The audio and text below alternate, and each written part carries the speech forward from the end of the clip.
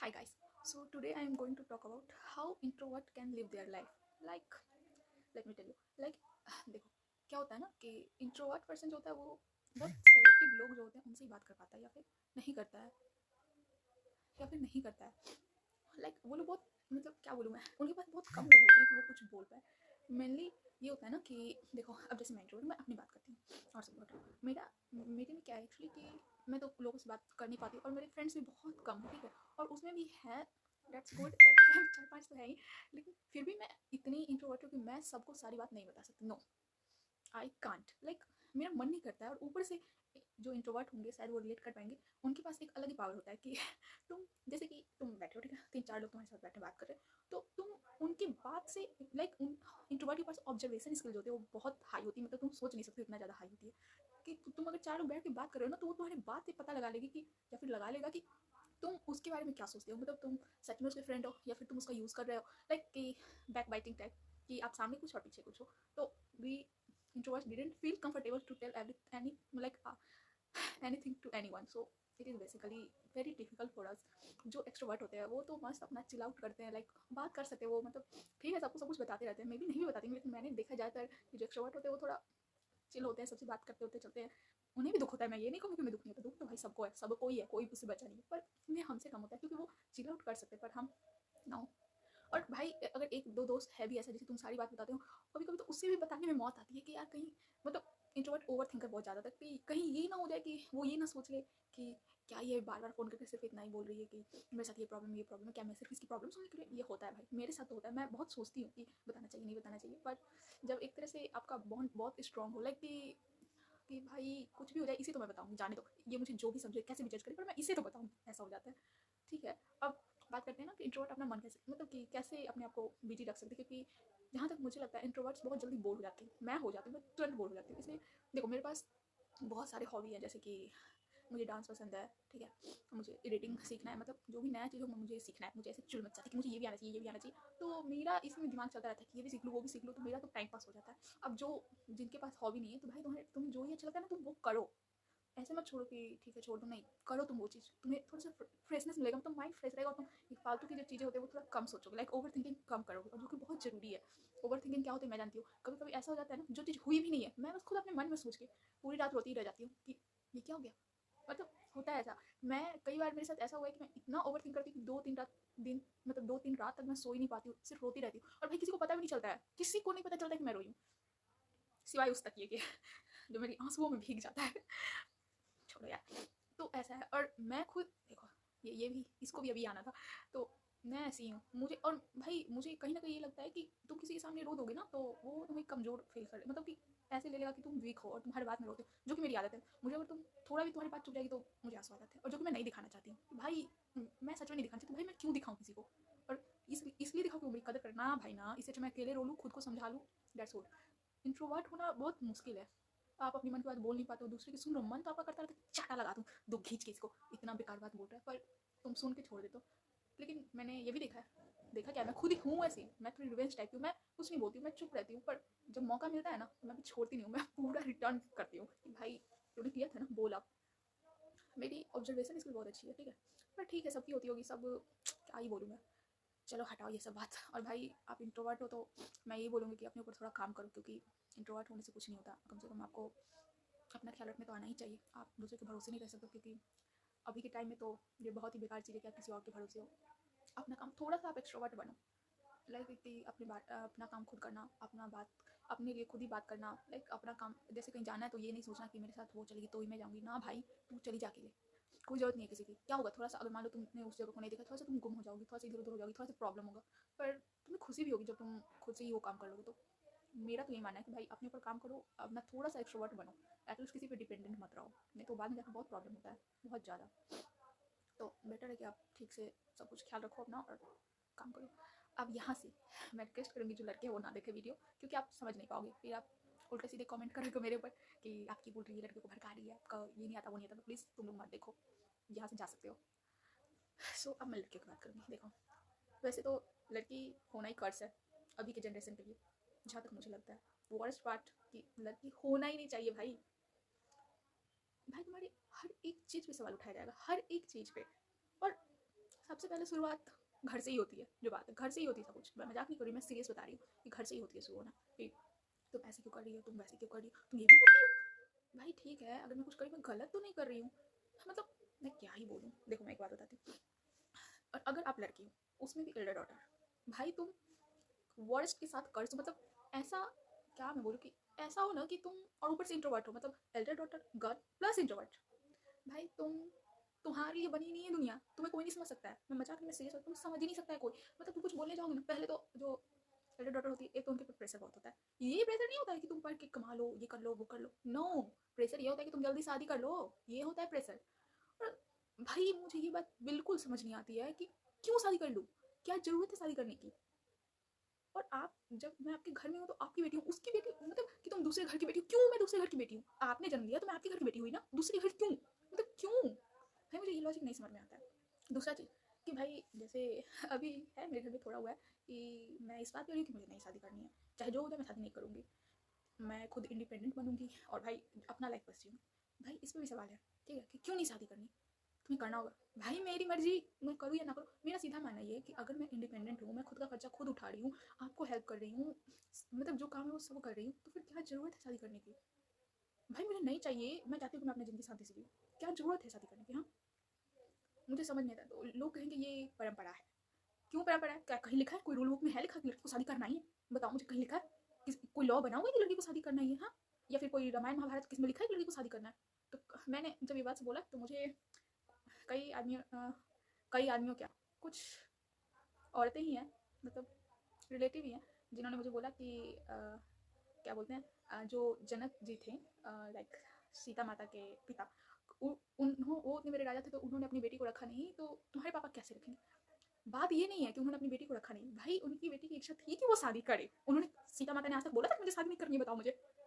उन्होंने बोला था कि मुझे शादी करनी है, तब जनक जी ने करवाया था। यहाँ उन्होंने ये कहीं नहीं लिखा कि उन्होंने बोला था नहीं और जनक जी ने फिर भी करवा दिया था। और बात रहा कि वो बहुत बड़े राजा थे, तो अच्छी बात है, राजा थे, उनके पास बहुत पैसा था, पर मैं तो ये भी नहीं मांग रही हूँ ना, मैं बोल ही नहीं रही हूँ कि मेरे पापा मुझे बिठा के रखे और खिलाते रहे पिलाते रहे पैसा देते रहे। मैं बोल रही हूँ मैं खुद ही कमा लूंगी, मैं खुद ही सब कुछ कर लूंगी, फिर क्या जरूरत है। और दूसरे के घर की बहू बेटी बनना, एक बात, मैं एक सिंपल सा क्वेश्चन पूछ रही हूँ। पेरेंट्स ये सोचते हैं कि बड़ी बेटी है, शादी हो गया, मेरी जिम्मेदारी उतर गई। दूसरे के घर की इज्जत, दूसरे के घर की इज्जत कैसे हो गई। अगर कुछ मान मुझे कुछ होता है शादी का, तो इज्जत तो उस घर की भी जाएगी ना जिस घर की मैं हूँ, और उस घर की भी जाएगी जिस घर की मैं बेटी हूँ, यानी मेरे फादर की भी जाएगी, फादर इन लॉ की भी जाएगी। तो एक घर की इज्जत कैसे हो गई भाई, मुझे कोई समझाया ये बात कि एक घर की इज्जत कैसे हूँ मैं। एक तो ये लॉजिक मुझे समझ नहीं आता है कि क्या लॉजिक है। दूसरी चीज़ मैंने देखा है कि पेरेंट्स, बहुत लड़कियों से मैंने सुना है कि पेरेंट्स ये बोल देते हैं कि बेटा अब, लाइक कि ठीक है, अब आपने ग्रेजुएशन कर लिया है तो अब आगे पढ़ो, लेकिन अब थोड़ा शादी के बारे में सोचो। जो अब मैं भी एज हुआ, लाइक मेरे पास पैसे नहीं है, अब तुम्हारे छोटे भाई बहनों को पढ़ाना, ठीक है मैं ये सब मानती हूँ कि ठीक है भाई, फादर ने आपको छोटे एज से पढ़ाया है, very good thing, like he has done all for you, I respect that. पर एक बात मुझे बताओ, बीच में ये बात कहाँ से आ जाती है। लाइक वो पहले बोल रहे हैं कि मेरे पास पैसे नहीं है, तुम्हारे छोटे भाई बहन को भी पढ़ाना, ठीक है ये बात मैं समझ सकती हूँ। पर उसके बाद ये स्टेटमेंट आ जाता है कि तुम शादी का सोचो, दहेज की चिंता तुम मत करो, मेरे पास इतना पैसा है कि मैं दहेज उसे आराम से दे दूँ। लाइक उस टाइम ऐसे होती कि मतलब आपको पढ़ाने के लिए पैसे नहीं है और दहेज देने के लिए पैसे, ये कहाँ का लॉजिक है। और जबकि आपको पता है, मैं एक सिंपल फैक्ट बताती हूँ, मुझे जो भी वीडियो देख रही है गर्ल्स, तो मुझे सिर्फ सिंपल एक बात बताओ, जैसे हमारे पेरेंट्स दहेज देने के लिए रेडी है, ठीक है, कि आपको मैं इतना दहेज दूंगा, क्या इस बात की गारंटी है कि दहेज देने के बाद उधर से कुछ ना आए, मतलब कुछ ना आए इन द सेंस कि वो इस बात की गारंटी है कि वो तुम्हें अच्छे से रखेगा, वो तुम पे कभी हाथ नहीं उठाएगा, वो गलत तरीके से बिहेव नहीं करेगा, वो बाद में और डिमांड नहीं करेगा पैसे की, है इस बात की गारंटी। मैं सिर्फ इतना जानना चाहती हूँ कि है इस बात की गारंटी। वही जो दहेज का पैसा आप अपनी बेटी को देखो देखो, भाई वो अच्छा खासा बिजनेस खड़ा करके कमा लेगी, भाई कुछ ना कुछ कर तो कर ही लेगी, उस पैसा का बर्बाद तो नहीं करेगी, अपनी जिंदगी बना लेगी। पर नहीं, इन्हें तो ज़्यादा इंटरेस्ट है दहेज देने में कि नहीं मैं तो दहेज दूंगा। और आप कुछ अगर लड़के देख रहे हो तो वो आके बोलेंगे मुझे कि काम ही क्यों ऐसा करोगे कि मार खाओ। भाई घर, हम कोई ऐसा काम नहीं करते हैं कि मार खाए, ठीक है, और तुम होते कौन हो मारने वाले। मैं सीधा ही पूछती, तुम्हें किसने हक दिया है कि मारो मुझे। अगर तुम्हें हक है मुझे मारने का तो मेरा भी हक है तुम्हें मारने का। तुम मेरे वाइफ हो तो मैं भी तुम्हारी, सॉरी तुम मेरे हस्बैंड हो तो मैं भी तुम्हारी वाइफ हूँ, तुम मारोगे तो मैं भी मार सकती हूँ, सीधा सिंपल बात। ये सीधी लॉजिक है भाई। ऐसा तो है नहीं कि तुम, ठीक है तुम बोलो कि तुम गलत हो इसलिए मैं तुम्हारा, एक मिनट के लिए मैं वो भी मान लेती हूँ, ठीक है ठीक है। पर ऐसा तो कहीं है नहीं लिखा हुआ ना कि जो हस्बैंड होता है वो हमेशा सही होगा। बताओ मुझे, लिखा है कहीं कि पूरे जब हस्बैंड जो बोले वो सही है, तुम भी कहीं ना कहीं गलत तो होगी। तो मैं तो तुम्हें मार सकती हूँ ना, तो मुझे बताओ मार सकती हूँ मैं तुम्हें। नहीं, फिर तो तुम्हारी ईगो हट हो जाएगा कि नहीं मुझे कैसे मारा। तू जब, वेट, तुम जब बोलते हो कि तुम मार खाने वाला काम करोगी, तो तू भी तो मार खाने वाला काम करेगा। और एक्सपेक्टेशन देखो, कि लड़की है। अब पहले तो ये भी था कि लड़की नहीं काम करेगी तो चलेगा, ठीक है, ये वो दिस टाइप। अब एक्सपेक्टेशन देखो क्या है कि लड़की है, पढ़ी लिखी है, हाँ पढ़ी लिखी है, पर हमें दहेज चाहिए। पढ़ी लिखी है तो क्या वो दहेज चाहिए, वो भी मिल जाता है। और तुम पढ़ी लिखी हो तो काम करो, ठीक है, काम भी कर रहे, और ये एक्सपेक्ट किया जाता है कि तुम 9 to 5 जॉब करो और आके घर पे भी काम करो। क्यों? अगर लड़का 9 to 5 जॉब करके आके घर पे आराम कर सकता है तो हम क्यों नहीं कर सकते हैं? हाँ, हम क्यों काम करें? क्यों? तो वहाँ पे तुम लोगों की स्ट्रेंथ पता नहीं क्या हो जाती है। ऐसे तो बड़े फिरते कि लड़के बड़े मजबूत होते हैं, ये कर लेते हैं, वो कर लेते हैं, फलाना ठिमकाना, ये सब कर लेते हैं। तो फिर यहाँ पे क्यों कमजोर हो जाते हो? हाँ, 9 to 5 की ड्यूटी में तुम थक जाओगे और लड़की नहीं थकेगी। वहाँ पे लड़की की स्ट्रेंथ ज़्यादा होगी और तुम्हारी कम होगी। भाई मुझे तो समझ ही नहीं आता। भाई इन शॉर्ट मेरी सभी पेरेंट्स से ये रिक्वेस्ट है कि अगर लड़की नहीं शादी करना चाहती है तो क्यों आप जबरदस्ती कर रहे हो? आप वहाँ कर सकते हो कि आपको हमेशा उसका ख्याल रखना पड़ रहा है, पैसे देने पड़ रहे हैं, खर्च करने पड़ रहे हैं, ये वो दिस है। तब आपके पास एक रीज़न भी है कि भाई मैं तुम्हारा नहीं उठा सकता, मैं कब तक तुम्हें कमा के दूँ। क्योंकि मैंने मोस्टली यही बात सुनी है पेरेंट्स से कि मैं तुम्हें कब तक कमा के खिलाऊँ। चाहे बेटा को जिंदगी भर ही खिलाए, लेकिन बेटे को नहीं खिला सकते हैं। क्या ही बोलूँ भाई, ये रियलिटी है, इसमें कोई इतना हंसने या कुछ करने की जरूरत नहीं है। पर मैं फैक्ट बता रही हूँ कि वो लड़की को नहीं खिला सकते। वो बोल देंगे कि अब तुम्हारा एज हो गया है, तुम्हारी शादी करने की उम्र, कब तक मैं तुम्हें पढ़ाऊंगा, कब तक लिखाऊंगा, अब तुम अपने घर जाओ, ठीक है। भाई पापा ये भी तो मेरा अपना ही घर है। नहीं मतलब आप मुझे दूसरी की बेटी समझ के पाल रहे थे, मुझे समझ नहीं आता भाई। और वही अगर wait A few moments later. कमा के खुद ही अपना सब कुछ देख लेंगे, बस उससे ज़्यादा में कुछ नहीं चाहिए। हम चाहते हैं कि बस हम वो जो शांति वाला जीवन होता है ना वो जिए। पर तुम लोग तो वो भी नहीं जीने देते हो, पता नहीं क्यों। और ये जो होता है ना कि लड़की ही लड़की की दुश्मन होती है, वैसे तो नहीं होती है, लेकिन जब शादी की बात आती है ना तो सब होती है। भाई मैंने तो सोच रखा है, मैंने वैसे कितनी बार मना किया है पर मेरे पापा नहीं मानते कि क्यों नहीं। उन्हें क्या लगभग पापा को अपने सोसाइटी की पड़ी होती है कि मेरी इज्जत चली जाएगी। मैं एक बात पूछना चाहती हूँ, जब आपकी बेटी को हैरेस किया जाता है, सेक्सुअली असॉल्ट किया जाता है, तब आप कहाँ थे? कहाँ थे तब आपकी इज्जत नहीं गई थी? और आप वो शादी नहीं करें तो आपकी इज्जत चली जाएगी। ना वो किसी के साथ भाग रही है, ना कुछ कर रही है, वो बस वो इतना बोल रही है कि आप मुझे जीने दो, वो भी अपने पैसों से। आपसे वो मांग रही है, उसमें आपकी इज्जत चली जाएगी? कैसे चली जाएगी इज्जत? और अगर शादी के बाद उस लड़के ने उसे डाइवोर्स दे दिया या फिर उसे मारा, तब आपकी इज्जत नहीं जाएगी? मुझे बताओ, तब आपकी इज्जत नहीं जाएगी? तब आप ये बोल दोगे ना कि वो तुम्हारा घर है, तुम्हें समझना चाहिए, तुम रहो।